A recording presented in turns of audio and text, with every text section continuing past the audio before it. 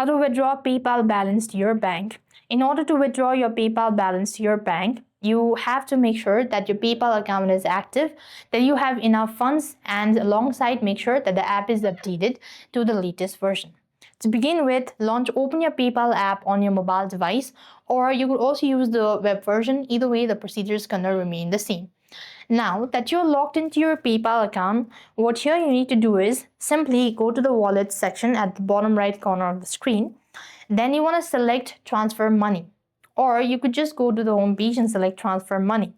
After which you want to tap onto your PayPal balance. After which you just want to make sure to tap onto your PayPal balance and go to transfer money.